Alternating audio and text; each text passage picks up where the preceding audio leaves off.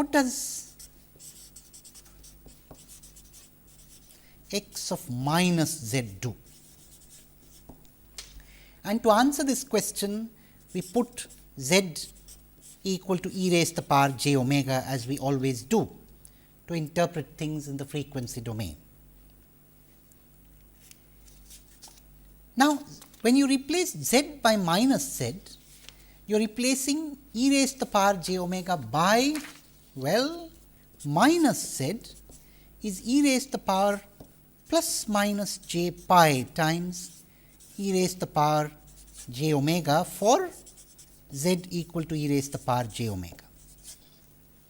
Recall that e raised to the power plus minus j pi is minus 1.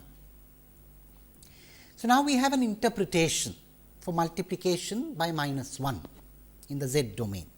Essentially, we are replacing e raised to the power j omega by e raised to the power j omega plus minus pi. In other words, we are shifting on the omega axis by either pi or minus pi. Now, it should be noted that shifting by pi and shifting by minus pi are the same thing. That is because there is periodicity on the small omega or the normalized angular frequency axis, a periodicity with a period of 2 pi. So, there is no problem if we replace plus pi by minus pi there. Shifting by plus pi and shifting by minus pi are the same thing. With that little remark and observation, what we have done in replacing z by minus z as far as the normalized angular frequency is concerned is to shift by pi, whether plus pi or minus pi. And we would best understand what this shift implies if we took an example spectrum. So, let us take an example spectrum to complete this discussion.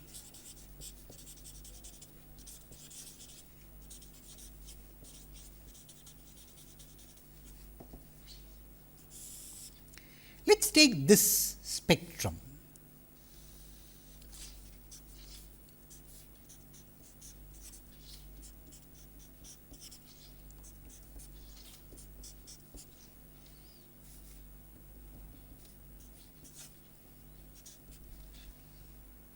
Consider an idealized spectrum like this, essentially with lines lying between minus pi by 2 and plus pi by 2 and 0 outside. So, this is the spectrum of some sequence. Let that sequence be x of n. So, this is the normalized angular frequency omega. This is capital X of strictly e raised to the power j omega. But as you know, in discrete time processing, we sometimes abuse notation a little bit and we write just capital X of omega instead of capital X of e raised to the power j omega, which is more correct. But anyway, I must emphasize that as far as we are concerned, from the context, capital X of omega and capital X of e raised to the power j omega essentially mean the same thing. Now, with that remark, what happens when you shift by pi here? So, recall that actually this is what x e raised to the power j omega is. So, we will do a bit of zoom here.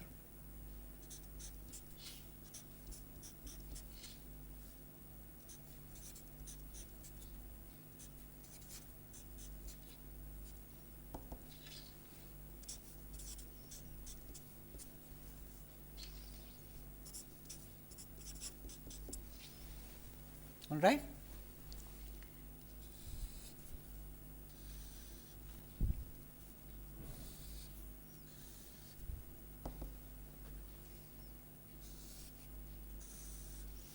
Periodically repeat it.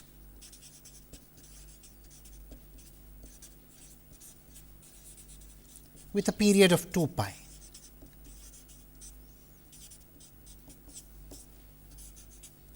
This is what x of e raised to the power j omega actually is.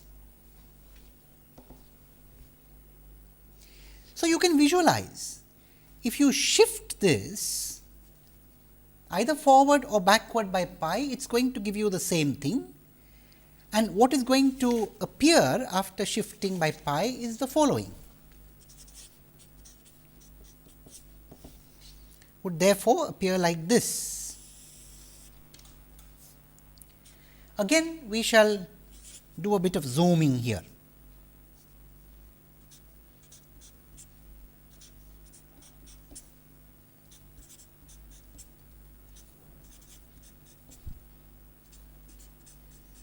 And so on here.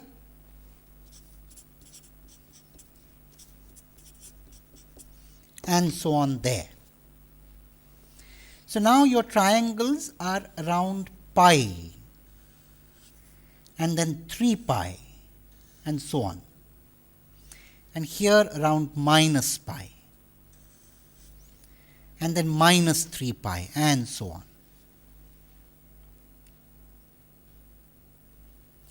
So, now again if you take the principal interval which is here,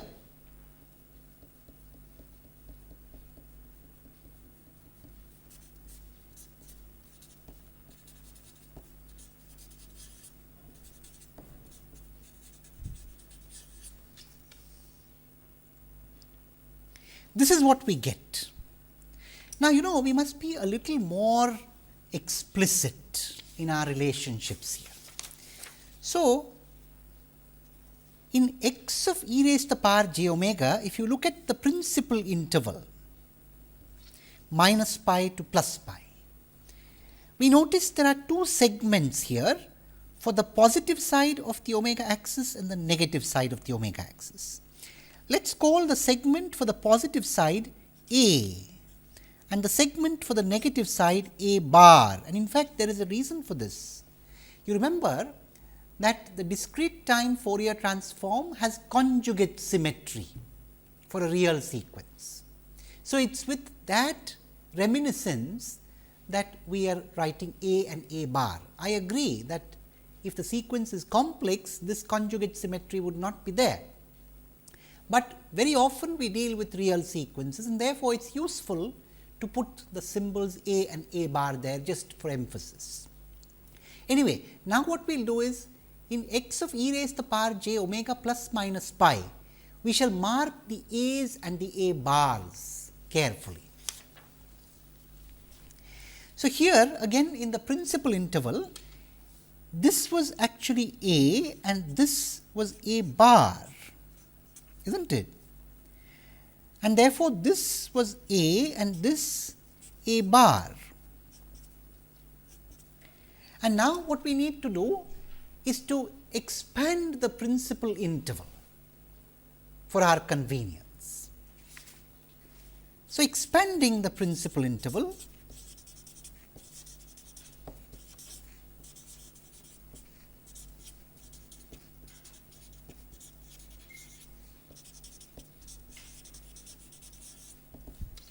this is what we get.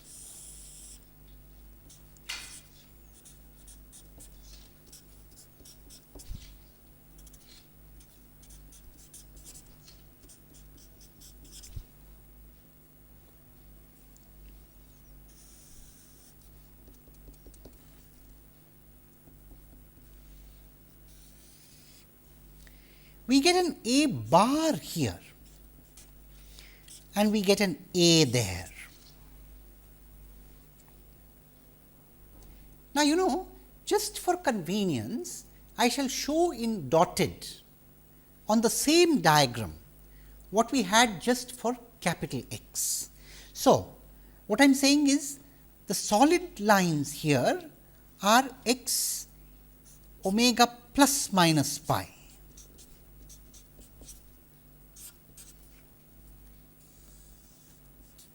And I shall show in dotted x omega, just to be clear.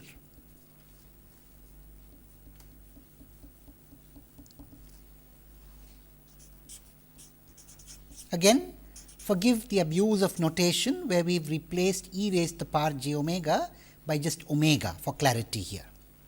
All right. So, in x of omega you had a here and A bar there, and now you have A bar here and A there. So, what has happened is, in effect, these so called negative frequencies between minus pi by 2 and 0 have now appeared between pi by 2 and pi. So, two things have happened. The order of the frequencies has been reversed. So, for example, in principle, a frequency, let us say, of minus pi by 4 here is more than a frequency of, let us say, minus, here you would have 0, pi by 8, pi by 4, 3 pi by 8 and so on, and the same on this side. So, if you take a minus pi by 8 frequency here and then a minus pi by 4 frequency there, the minus pi by 4 frequency appears as a smaller frequency here. One can see that, because the order of frequencies from 0 to pi or 0 to minus pi by 2 has been now reordered between pi and pi by 2. So, increasing magnitude of frequency here becomes decreasing magnitude of frequency there. Secondly, the frequencies themselves change. So, actually this is exactly what happens in what is called aliasing. Many of us will recall from the theory of sampling and aliasing. This is something very fundamental. In a course on discrete time signal processing, or in the process of sampling a continuous time signal to get a discrete sequence, these things happen. So, if we do not sample at an adequate rate, we get a problem called aliasing. What is aliasing? Aliasing is a phenomenon where a sine wave assumes a false identity, and there are two things that happen in aliasing. One of them is, of course, that the frequency of the sine wave appears to change. The other is that when you increase the frequency of the sine wave, the apparent sine wave or the sine wave produced by impersonation, if you would like to call it that, seems to have its frequency reducing. So, an increasing frequency, an increasing actual frequency seems to appear as an apparently reducing frequency. These two things together they together make up the concept of aliasing, and what we are seeing here is just an instance of aliasing. Why are we seeing aliasing? It is not very difficult to understand. What we have done is to downsample. In the process of downsampling, we have in fact introduced the possibility of aliasing, and this x of minus z term is bringing before you the consequences that would be there if aliasing were allowed to remain. Think about it. X of minus z is therefore called the aliasing term, because it tells you the contribution of possible aliasing. In the two band perfect reconstruction filter bank, which we shall soon see, this aliasing should be absent. By perfect reconstruction, I mean if y is to be an exact replica of x, as is the case, for example, in the Haar system, when you have chosen the filters properly. So, you analyze or you decompose and then you synthesize or reconstruct, and if the reconstruction is perfect, there should be no aliasing. So, this x of minus z term is a troublemaker term in general, troublemaker in this sense. Let us make a note of this.